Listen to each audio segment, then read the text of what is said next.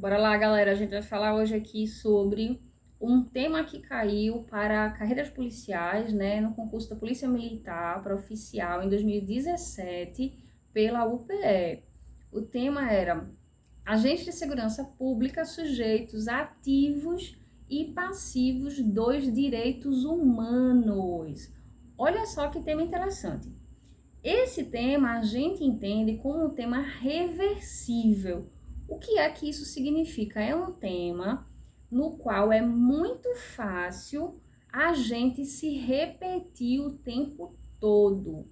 O tema reversível, ele é ideal e ao mesmo tempo ele é contraditório.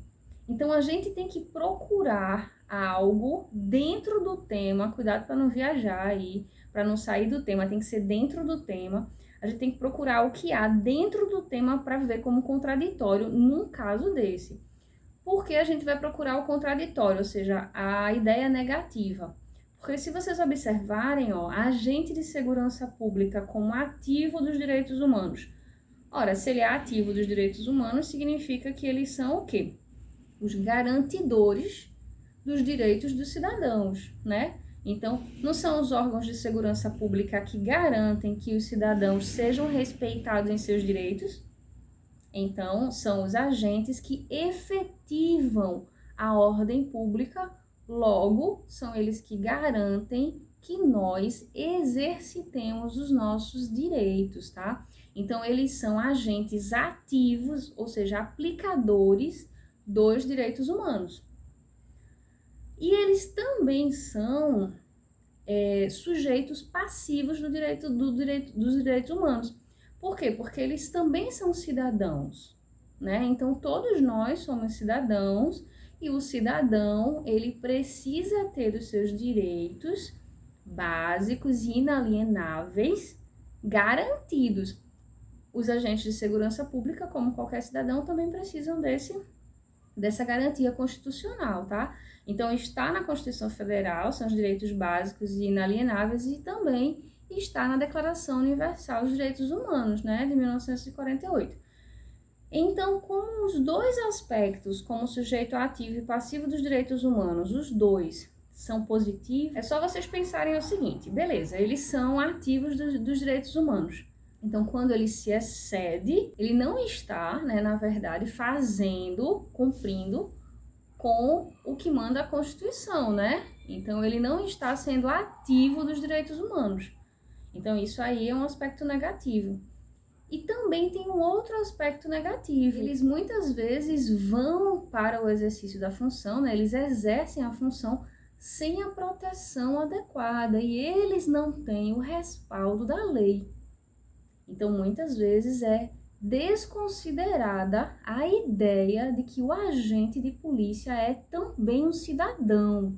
Então, isso aí é outro aspecto negativo dessa proposta. Então, o que é que a gente aborda aí como um aspecto positivo nesse tema? É importante que a gente chame no começo do desenvolvimento, né, ali no D1, a gente chame aí a Declaração Universal dos Direitos Humanos. Então, o agente de polícia ele deve estar resguardado nos seus direitos fundamentais no exercício da profissão e em decorrência dela, né? Então, falar na questão fundamental da Declaração Universal dos Direitos Humanos ser estudada nas academias e entendida, né? Então, é importante que se promovam palestras para que a Declaração Universal dos Direitos Humanos seja realmente aplicada, saia da legislação e entre na prática policial, tá? Então, que a própria polícia entenda quais são os seus direitos a partir desse documento, né? E que eles também procurem a efetivação desses direitos.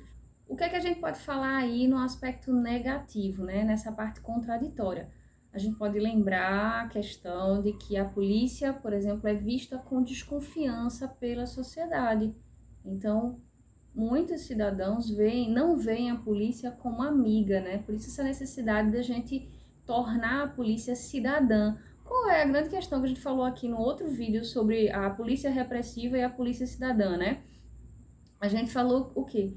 Que a polícia repressiva ela vai para corrigir uma situação. E, na verdade, ela vai para coibir, né? Ela é coercitiva. Já a polícia cidadã, ela é preparada para o diálogo e para a conciliação.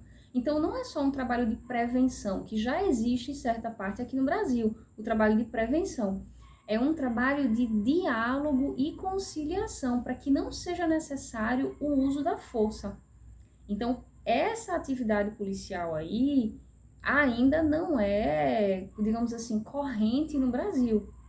Então, a polícia de hoje, a polícia atual, ainda faz a força, ou melhor, faz da força o seu instrumento principal na atuação. Então, o excesso geralmente acontece. E quando esse excesso ocorre, as mídias potencializam esse excesso e a comunidade se afasta da polícia.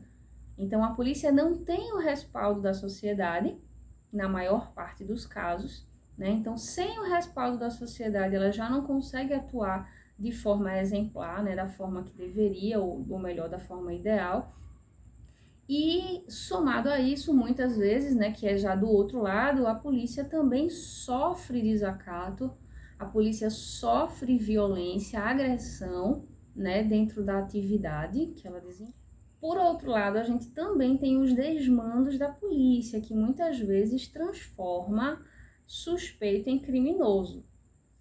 Outro ponto aí muito criticado, né, é a forma que a polícia conduz as prisões, o uso das algemas, que é outro tema que a gente já falou aqui no canal, né, sobre a súmula vinculante número 11, que vem aí com a finalidade de combater, né, uma decisão do STF que vem com a finalidade de combater alguns dos desmandos da atividade policial, tá?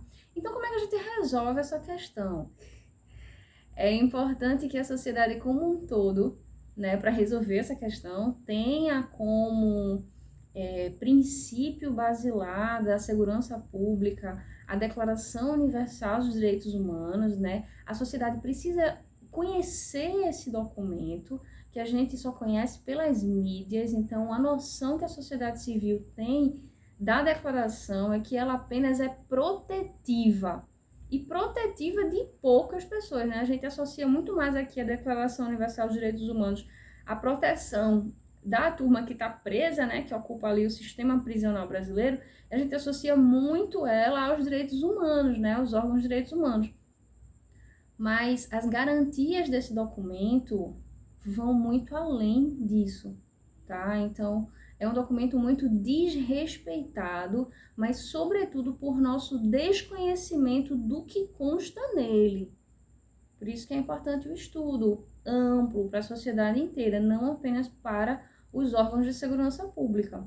Outro ponto é investir na comunicação entre a segurança pública e a sociedade civil, ou seja, os órgãos, né, de segurança pública, as polícias, né, a militar, a civil e a federal, e os demais órgãos, né, os bombeiros e tal, numa conjunção aí, ó, um diálogo permanente para que a sociedade civil comece a ver os agentes policiais, sobretudo a polícia militar, como amigos da sociedade, defensores, garantidores dos direitos do cidadão. Além disso, é importante também que a polícia amplie a sua concepção de segurança e invista muito mais na conciliação das situações do que na resolução pela força ou repressão das situações conflitivas. Porque quanto mais a polícia procurar conciliar, mais ela vai ter o apoio da sociedade civil.